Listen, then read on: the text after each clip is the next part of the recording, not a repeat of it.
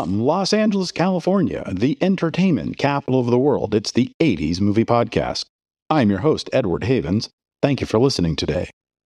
On this episode, we follow up on a movie based on a series of articles from a humor magazine that was trying to build their brand name by slapping their name on movies, with a movie that was sponsored by a humor magazine trying to build their brand name by slapping their name on movies not unlike the other humor magazine that had been doing so but ended up removing their name from the movie, and boy is my brain already fried and we're not even a minute into the episode.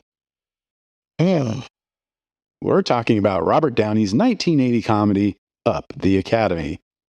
But as always, before we get to Up the Academy, let's hit the backstory. If you know the name Robert Downey, it's likely because you know his son, Robert Downey Jr. You know, Iron Man. Yes, Robert Downey Jr. is a Nepo baby. Maybe you've already seen the documentary he made about his dad Sr. that was released on Netflix last year. But it's more likely you've never heard of Robert Downey Sr., who ironically was a junior himself, like his son. Robert Downey was born Robert John Elias Jr. in New York City in 1936, the son of a model and a manager of hotels and restaurants. His parents would divorce when he was young, and his mom would remarry while Robert was still in school. Robert Elias Jr. would take the name of his stepfather when he enlisted in the Army, Downey, in part because he wanted to get away from home, but he was technically too young to actually join the Army. He would invent a whole new persona for himself, and he would, by his own estimate, spend a vast majority of his military career in the stockade, where he wrote his first novel, which has still never been published. After leaving the Army, Downey would spend some time playing semi-pro baseball, not quite good enough to go pro, and spending his time away from the game writing plays he had hoped to take, if not to Broadway, at least to off-Broadway. But he would not make his mark in the arts until 1961, when Downey started to write and direct low-budget counterculture short films, starting with Ball's Bluff, about a Civil War soldier who wakes up in New York City's Central Park a century later. In 1969, he would write and direct a satirical film about the only black executive at a Madison Avenue advertising firm who, through a series of strange circumstances, becomes the head of the firm when its chairman unexpectedly passes away. Featuring a cameo by Mel Brooks, Putney Swope was the perfect anti-establishment film for the end of that decade, and the $120,000 film would gross more than $2.75 million during its successful year-and-a-half run in theaters. 1970's Pound, based on one of Downey's early plays, would be his first movie to be distributed by a major distributor, although it was independently produced outside the Hollywood system. Several dogs, played by humans, are in a pound, waiting to be euthanized. Oh, did I forget to mention it's a comedy? The film would be somewhat of a success at the time, but today it's best known as being the acting debut of the director's 5-year-old son, Robert Downey Jr., although the young boy would be credited as Bob Downey. 1972's Greaser Palace was part of an early 1970s trend of trippy acid westerns like Alejandro Jodorowsky's El Topo and Dennis Hopper's The Last Movie.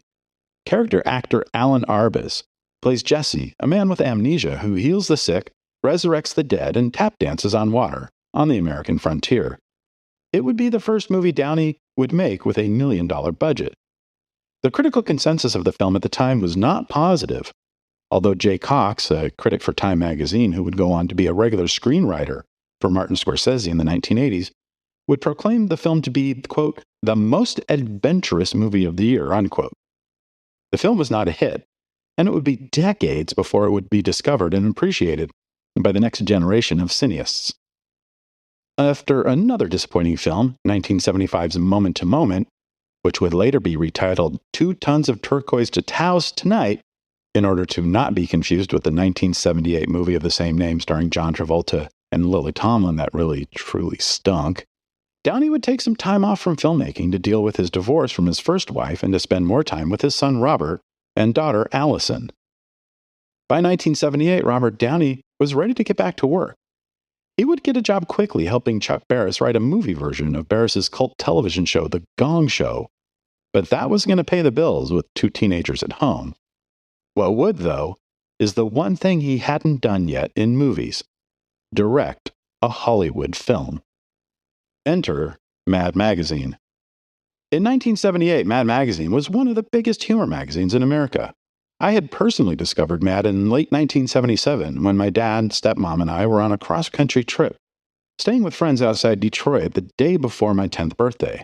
When I saw an issue of Mad at the local grocery store, with something Star Warsy on the cover, I begged my dad to give me the 60 cents to buy it, and I don't think I missed another issue for the next decade. Mad's biggest competition in the humor magazine game at the time was the National Lampoon, which appealed to a more adult funny bone than Mad. In 1978, National Lampoon saw a huge boost in sales when the John Landis-directed comedy Animal House, which had the name of the magazine in the title, became an unexpected smash hit at the box office. Warner Brothers, the media conglomerate who happened to own Mad Magazine, was eager to do something similar, and worked with Mad's publisher Bill Gaines to find the right script that could be molded into a Mad Magazine movie, even if, like Animal House, it wouldn't have any real connection to the magazine itself. They would find that script in The Brave Young Men of Weinberg, a comedy script by Tom Patchett and Jay Tarsis, a pair of comedy writers on shows like The Carol Burnett Show, The Sandy Duncan Show, The Bob Newhart Show, and The Tony Randall Show, who had never sold a movie script before. The story would follow the misadventures of 4 teenage boys who, for different reasons, depend on each other for their very survival when they end up at the same military academy. Now, of all the research I've done for this episode, the one very important aspect of the production I was never able to find out was exactly how Robert Downey became involved in the film. Again, he had never made a Hollywood movie before. He had only made one movie with a budget of $1 million. His movies were satirical and critical of society in general. This was not a match made in heaven. But somehow, someone at Warner Brothers thought he'd be the right director for the film, and somehow, Downey did not disagree. Unlike Animal House, Downey and Warner's didn't try to land a known commodity like John Belushi to play one of the 4 leads. In fact, all 4 of the leads, Wendell Brown, Tommy Cetera, Joseph Hutchinson, and Ralph Macchio, would all be making their feature debuts. But there would be some familiar faces in the film. Ron Liebman, who was a familiar face from such films as Slaughterhouse-Five, Juan Tauntaun, The Dog Who Saved Hollywood, and Norma Rae, would play the head of the Academy. Tom Poston, who plays Mindy's downstairs neighbor on Mork and Mindy, plays what would now be considered to be a rather offensive gay caricature as the guy who handles the uniform of the cadets. Antonio Fargas, best known at the time as Huggy Bear on Starsky and Hutch, but who had previously worked with Downey on Putney, Swope, and Pound, played the coach, and Barbara Bach, who had starred as Anya Amasova in the 1977 James Bond film The Spy Who Loved Me, played one of the instructors. The $5 million film would begin production in Salina, Kansas on September 17, 1979, still using the title The Brave Young Men of Weinberg. The primary shooting location would be the St. John's Military School, which was still functioning while the film was in production, and would use most of the 144 students as extras during the shoot. The film would shoot for 9 weeks without much incident, and the cast and crew would be home in time to enjoy Thanksgiving with their friends and family. Unlike Animal House, the makers of The Brave Young Men of Weinberg did attempt to tie the movie into the magazine that would be presenting the film. At the very end of the movie, the magazine's mascot, Alfred E. Newman, shows up on the side of the road to wave goodbye to people and deliver his signature line, "What? Me worried?" in a thought bubble that leads into the end credits. The person wearing the not quite realistic-looking Newman headgear, 14-year-old Scott Shapiro, was the son of the executive vice president of worldwide production at Warner Brothers. After the first of the year, as Downey worked on his edit of the film, the studio decided to change the title from The Brave Young Men of Weinberg to Mad Magazine Presents Up the Academy. Bill Gaines, the publisher of Mad Magazine, suggested a slightly different title. Mad Magazine completely disassociates itself from Up the Academy, but the studio decided that was too long for theater marquees. But we will come back to that in a moment. Warner Brothers set a June 6, 1980 release for the film, and Downey would finish his cut of the film by the end of March. A screening on the Warner's lot in early April did not go well. Ron Liebman hated the film so much he demanded that Warner's completely remove his name from everything associated with the film. His name would not appear on the poster, The newspaper ads, the television commercials, the lobby cards, the press kit, or even in the movie itself. Bill Gaines would hate it too, so much that in fact he did really try to disassociate the magazine from the film. In a 1983 interview with the Comics Journal, Gaines would explain without much detail that there were a number of things that he had objected to in the script that he was told would not be shot and would not end up in the final film, that were shot and did end up in the final film. But he wouldn't be able to get the magazine's name off the movie before it opened in theaters. Another problem with researching how well films did in 1980 is that you really only have two sources for grosses, Variety and The Hollywood Reporter, and they didn't always report national grosses every week, depending on outside factors. It just hadn't become the national sport it has since, say, 1983. So when Up the Academy opened in theaters on June 6, we don't have a full idea of how many theaters it played in nationwide or how much it grossed. The closest thing we do have is a Variety listing of top movies of the week based on a limited selection of showcase theaters in the top 20 markets. So we know that the film played at 7 showcase screens in New York City that weekend, grossing $175,000, and in Los Angeles on 15 showcase screens, grossing $149,000.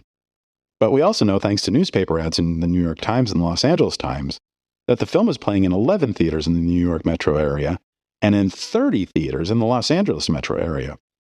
So those listed grosses are merely a snapshot and not the whole picture. According to Variety's limited tracking of the major market showcase theaters for the week, Up the Academy was the second highest grossing film of the week, bringing in $729,000 from 82 theaters. And according to their chart's side notes, this usually accounted for about 25% of the movie's national gross if a film is playing in wide release around the entire country. In its second week, Up the Academy would place 9th in those showcase theater listings with $377,000 from 87 theaters. But by the time Variety did bring back the proper national grosses in the film's third week of release, there would be no mention of Up the Academy in those listings, as Warner's, by this time, had bigger fish to handle, namely Stanley Kubrick's adaptation of the Stephen King novel The Shining, and Bronco Billy, their Clint Eastwood movie for the year. In that showcase theater's listings, though, Up the Academy had fallen to 16th place with $103,000 from 34 theaters. In fact, there is no publicly available record of how many theaters Up the Academy ever played in during its theatrical run, and it wouldn't be until the 1981 Warner Bros. 10K annual filing with the Securities and Exchange Commission that anyone would learn Up the Academy had earned $10 million from American movie theaters. If studios get about 55% of the box office grosses in rental fees, that would put the $5 million film in a very good position to be profitable depending on how much was spent on P&A, prints and advertising. The film wasn't an Animal House level hit, but it wasn't exactly the bomb many people have painted it to be. After Up the Academy, 2 of the actors, Wendell Brown and Joseph Hutchinson, would never act in another movie. Although billed as Hutch Parker, the latter would produce 6 X-Men related movies between 2013 and 2019, including Logan.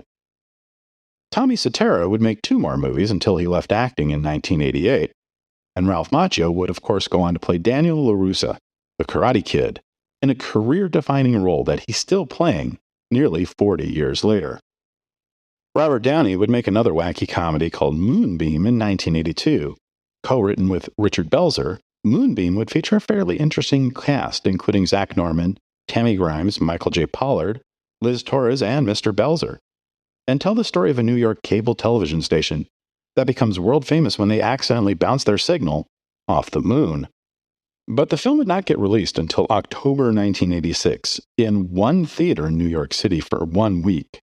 It couldn't even benefit from being able to promote Robert Downey Jr., who in the ensuing years had started to build an acting career by being featured in John Sayles' Baby It's You, Fritz Kirch's Tough Turf, John Hughes' Weird Science, and the Rodney Dangerfield movie Back to School, as well as being a member of the cast of Saturday Night Live for a year. There would be sporadic work in television, working on shows like Matlock and The Twilight Zone, but what few movies Robert Downey could get made would be pale shadows of his earlier, edgier work. Even with his son regularly taking supporting roles in his dad's movies to help the old man out, films like Rented Lips and Too Much Sun would be critically panned and ignored by audiences. His final movie as a writer and director, Hugo Pool, would gross just $13,000 when it was released in December 1997, despite having a cast that included Patrick Dempsey, Richard Lewis, Malcolm McDowell, Alyssa Milano, Kathy Moriarty, and Sean Penn, along with Jr. Downey would also continue to act in other directors' movies, including 2 written and directed by one of his biggest fans, Paul Thomas Anderson. Downey would play Burt, the studio manager in Boogie Nights, and the WDKK show director in Magnolia. Anderson adored Downey so much, the Oscar-nominated filmmaker would sit down with Downey for a 4-part conversation filmed for the Criterion Channel in 2013. Robert Downey would pass away in July of 2021, a curious footnote in the history of cinema, mostly because of the superstar he sired. Most of his movies are hard to find on video and nearly impossible to find on streaming services, outside of a wonderful 2-disc DVD set issued by Criterion's Eclipse Specialty label, and several titles streaming on the Criterion Channel. Outside of Up the Academy, which is available to rent or purchase from Amazon, Apple TV, and several other streaming services, you can find Putney Swope, Greaser's Palace, and Too Much Sun on several of the more popular streaming services, but the majority of them are completely missing in action. And of course, as I said before, you can learn more about Robert Downey in Sr., a documentary streaming on Netflix produced by Robert Downey Jr., where the son recounts the life and career of his recently passed father, alongside Paul Thomas Anderson, Alan Arkin, and Jamaica producer Norman Lear. Thank you for joining us. We'll talk again soon when episode 107 on John Landis's underrated 1985 comedy Into the Night is released. Remember to visit this episode's page on our website, the80smoviepodcast.com, for extra materials about the movies we've covered on this episode. The 80s Movie Podcast has been researched, written, narrated, and edited by Edward Havens for Idiosyncratic Entertainment. Thank you again. Good night.